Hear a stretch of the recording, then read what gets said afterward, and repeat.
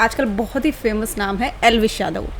चाहे पब्लिसिटी के मामले में कहो, चाहे कंट्रोवर्सी के नाम में कहो, तो कई सारी धाराएं ऐसी हैं जिनके तहत उनके खिलाफ केस दर्ज हो चुके हैं और तमाम सारी बातें लोग कर रहे हैं। तो आप क्या मानते हैं, अगर उनको लंबी सजा होती तो कहाँ तक ये जा सकती है?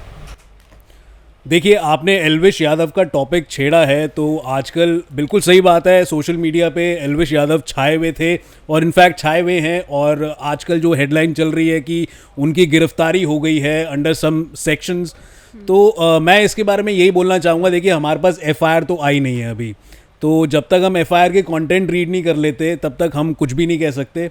बाकी जो उनके ऊपर आरोप लगे हैं, सुनने में जो आया है वो सेक्शन 284, 289, 120 इंडियन पीनल कोड 1860 के तहत लगे हैं। सेक्शन और भी लगे हैं 39, 49, 50 वाइल्ड लाइफ प्रोटेक्शन एक्ट के 51।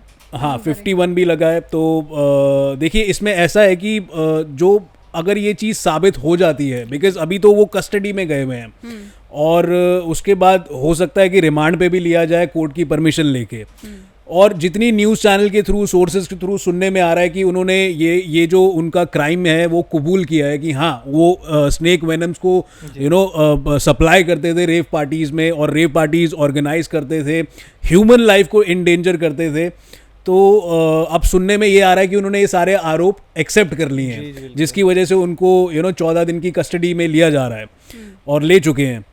तो देखिए, ऐसा है कि मेरा ये मानना है कि पुलिस ने बोला है कि उनके जो आरोप है वो उन्होंने एडमिट कर लिए हैं, बट अगर हम लॉ के मुताबिक देखा जाए, कानून के मुताबिक अगर हम इसको सोचें तो अलग अलग स्टेटमेंट्स आ रही है वैसे तो लोगों की। जैसे कि पिताजी उनके बोल रहे हैं कहीं कि उन्होंने एडमिट नहीं किया, पुलिस वाले बोल रहे हैं एडमिट कर लिया।